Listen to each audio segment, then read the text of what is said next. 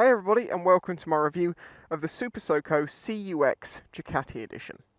So I've had this on loan from Soco for about 10 days or so. I've also had a CPX that I'm doing the same sort of set of videos on at the same time as this one. But today we are going to do the final review of the CUx. Now this is a 50cc equivalent that can be ridden at 16 on a CBT, or if you have the AM licence on your car licence you can ride one of these too. Is about £2,500 if you want the Ducati edition, £2,250 if you want the non-Ducati edition. It has a removable battery which gives you a range of around 40 miles if you're really careful and 30 if you're not. Top speed's 35 miles an hour, and this is it. What more do you need to know? It's such a simple thing to review. It is just what it is, a little electric scooter. Of course there's a few more things we need to talk about, but I've really enjoyed this one, I have to say. Charge time on this one is about 3 or 4 hours, and the way that you do that is you pop your key in here. Oh, it needs to be on, forget about that. Nope, turn the alarm off. Right, there we go. So you open the seat up, and this is your battery. Just turn the switch off for the power, some plugs here, and that is the battery.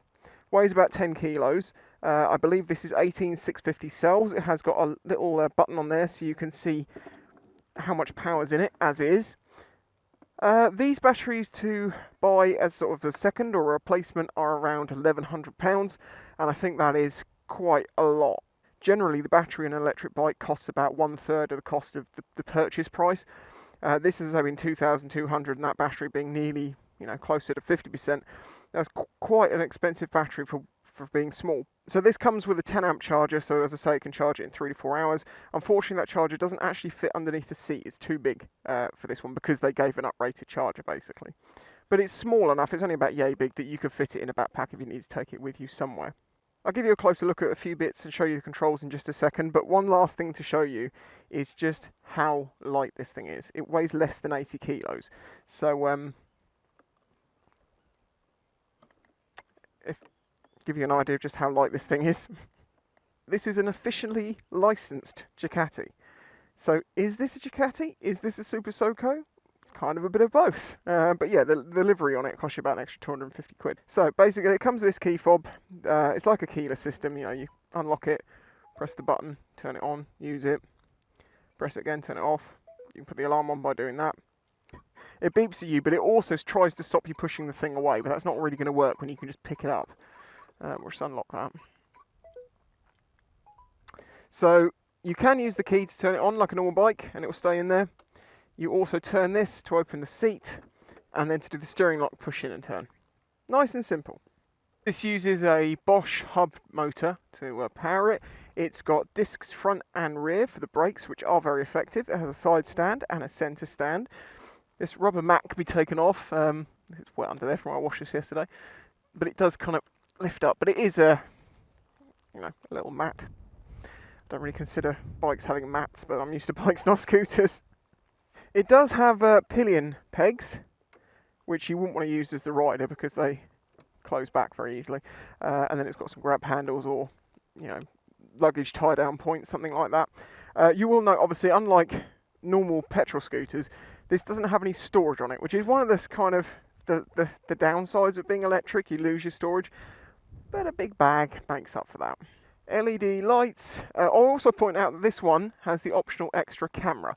You connected this using an app. I have kind of tried to play with it, kind of gave up. I'm not that interested, to be honest. This is £170 optional extra, and I don't think many people are going to go for it because obviously you could just get a GoPro or something like that. But if you want it built in, then fair enough. The way that works, it stores the video on the camera inside the bike, and then you access it through your phone, download it off the bike that way.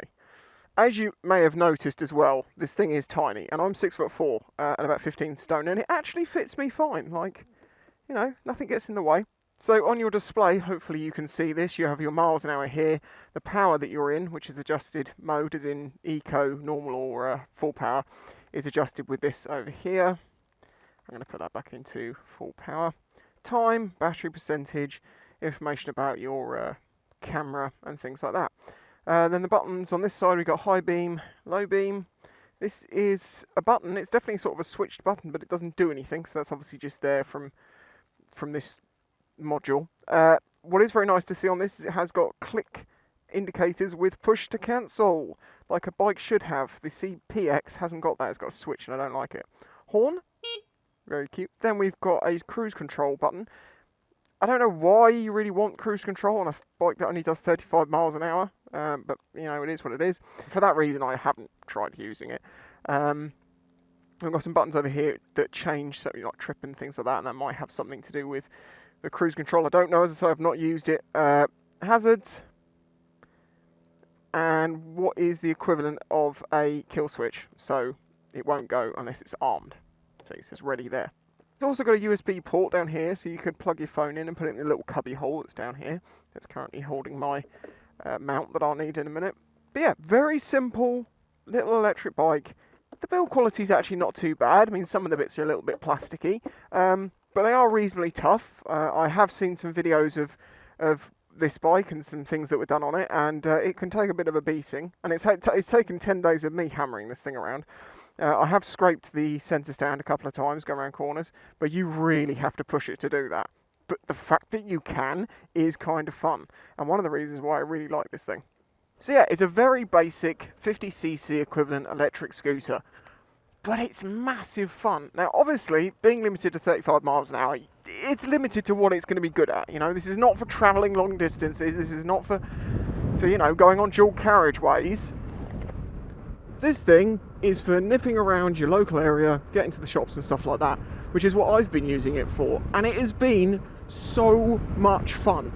If you watch my first ride of this bike, which is called You Didn't Know Ducati Made This Bike, the last half of that you'll see me filtering past, well, it was a bike night basically, and I was filtering past 1000cc bikes and all sorts on this, just getting through traffic faster than them, and it's just quite funny that an electric 50cc equivalent is as fast as a 1000cc if the traffic's bad enough. I mean, because this thing's so small, I could also fit through little gaps and stuff that they couldn't. Now, I normally say to 16-year-olds when they ask about the CVT to wait a year till they're 17 and get a 125, because it's just going to be better in the long run, because, you know, it's more capable of doing speeds that are required for more roads. But this could get you to college and back and work and back if you really want to get an electric rather than a petrol. You know, a couple of grand, it's still quite doable.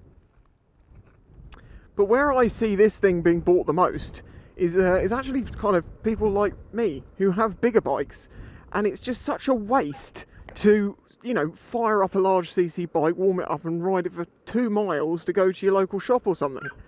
With this, which is tiny and doesn't take up hardly any space in your garage, and you can move around by hand, you know, shifting it around, you don't have to like wheel it backwards and forwards or anything like that, you just pick it up and move it. It's super convenient. It's always got a full tank, because you just pop it on charge when you get home, which is something you can't say that any petrol does. I mean, it would be nice if petrol bikes refilled themselves overnight. As you can see here, I'm doing 30 miles an hour. I could do 35 if I hold on to it for a minute. 31. The bumps are not helping. 32. 33. 34. I'll hit 35 and it will, there you go, 35. It will not go any faster than this. This is the absolute maximum I've got out of it. It does struggle a little. 36?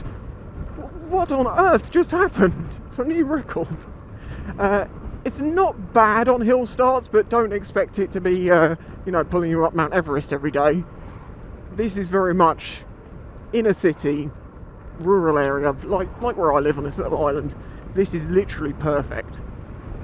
Even if you have a car and no bike license or CBT, if you pass your car license before 2001, you get the AM license, which means that you can ride one of these without L plates. You don't need a CBT. You just have to basically buy it and insure it. I would say tax it, but the tax is free because it's electric. And then the running cost of this is absolutely minimal. As I say, I think it costs something around 50p or something like that to charge the battery on this bike if you're doing it from home. Depending on, you know, how much you pay on your electricity. But that gets you, as I say, 30 miles, and I've done a range test, you can watch this, 30 miles flat out everywhere. They claim 40. I reckon if I was down in one of the lower power settings, I was a bit more careful, wasn't, you know, flat out all the time, I think that 40 would be pretty doable. But 30 miles for what I'm going to refer to as a shopping bike a local buzz around bike is actually plenty.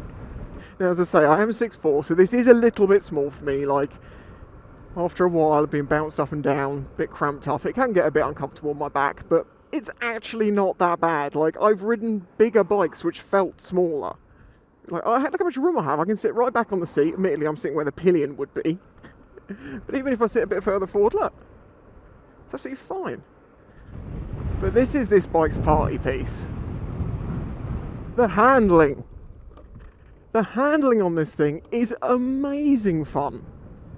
Because it's just got such small little wheels and a tight turning radius, you just lean it and turn, and it goes around corners like it's on rails, until you start scraping the centre stand, that is. The power delivery on it is actually nice and punchy feeling. The CPX, the 125 equivalent I've also got at the moment, isn't as punchy feeling as this. Now, of course, it's probably just because this is so much lighter, but even so, with me on it, it's surprising how much sort of grunt it's got. So it really pulls away as you want it to. I mean, of course, it's not, this is not going to compare to a petrol 125 or necessarily well, what a lot of people are going to say is, well, my 50cc two-stroke can do 70 miles an hour. It's like, yes, and it's not legal on a CBT, nor is it going to be legal in the future. But that's by the by. Well, correction, it will be legal, they just won't be selling any, but I could say that now because they don't sell them. Because this is a moped, it doesn't need to have anti-lock brakes or linked brakes, it's just got these straight discs. And they actually work very, very well. I will show you in just a moment.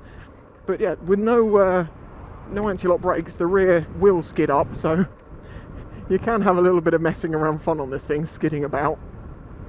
Okay, so the brakes, you ready? Oh, too much, that would have failed my CBT on that one. Let's try it again without locking up the rear. Front then rear. There you go. See, good brakes. And that's important, obviously. On something like this, you want to be able to stop quickly. Someone jumps out in front. Oh no! I've stopped in time. They're safe. I'm safe. Everyone's safe. When I asked for this one, it was mainly because, as I say, it's this Ducati licensed bike, and I thought, it's going to be alright, but it's a 50cc equivalent. I was wrong, okay? This is awesome. Only in the context of the roads that I want to use it, but this little thing is amazing. Manoeuvrability of this thing is absolutely great. I mean, like, there's not many bikes that you can turn that tightly on. Actually, no, this bike has got multiple party tricks. There are other things. Do a tighter U-turn than this.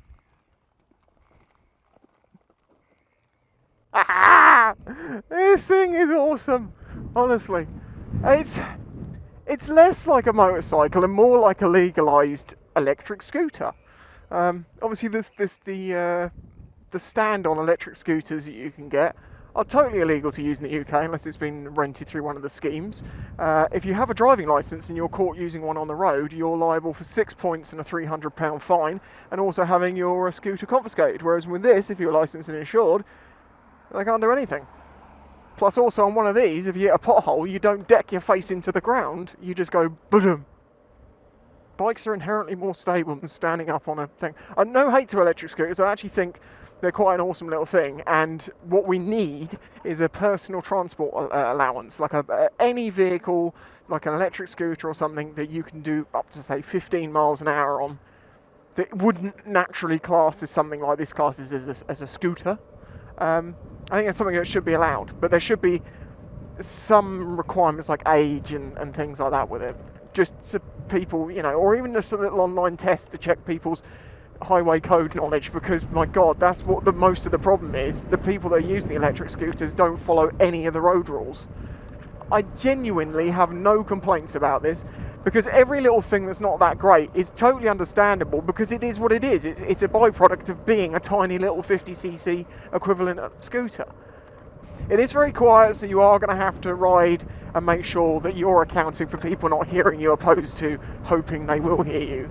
It is very quiet, but I have heard people hear me coming from a little way away because of the tyre noise.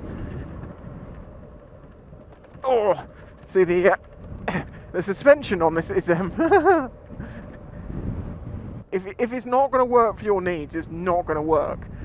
But there was comments from people Only this morning I was reading on earlier videos this, they're like, you know, for me, I have a little 125 or 50cc scooter, I can't remember, that they just keep for getting around, and they fill it up with fuel about every 8 weeks or something, because they get so many miles out of it, and they don't use it a huge amount. And they're like, that would do me absolutely perfectly, and I wouldn't have to go and fill it up, and I also could charge it using solar charging in my shed. And I was like, well, that is a very good point. You can do stuff like that. Now, most people aren't going to do that. Most people are going to just charge it at home. There isn't any options to charge this from any stations, obviously, unless you take the charger with you and they have a 3-pin plug and you wait 3 to 4 hours. But then again, as I say, I don't think this is intended for people to try and do any sort of distance on. Now, as your battery depletes, you will get a little less performance. Rather than doing like 35, it will do like 30. And as it slows down, you lose more and more performance. But it doesn't crawl right at the bottom, even when it's running right out of power. So you can still ride it with reasonable speed, but know that when it says 0, it's going to die very soon after. Although when I did the range test on this, I got it down to 0 and it was still going. But I'm sure it wouldn't have gone more than about another 50 yards or something like that. Well, there you go. That's the end of my review, because what more can I tell you about it? You know, charged in 3-4 hours, does 30 to 40 miles, does 35 miles an hour, costs $2,500 or $2,250 if you want to get it without the Ducati stickers. Ride it on a CBT. I mean, there's nothing more. That's it. Other than just the fun. The fun. The fun. Oh, see, I told you. Centre stand. Scraping is definitely a good laugh. There you go. If you enjoyed this video and my review, then please do hit that like button. If you didn't, still hit that like button. Subscribe if you're new here. And if you're not new here and you haven't subscribed yet, why not? Come on, man. Help me get to 100k. And if you want to help support this channel, please consider doing that through Patreon like the people at the end of the video do. It's only through your help that this channel is possible, and I can do all these sorts of things. To the people who are into more petrol stuff, do not fear. The next bike I'm getting after the review of the CPX that's coming soon is a petrol. 1200. Catch you next time. Bye bye.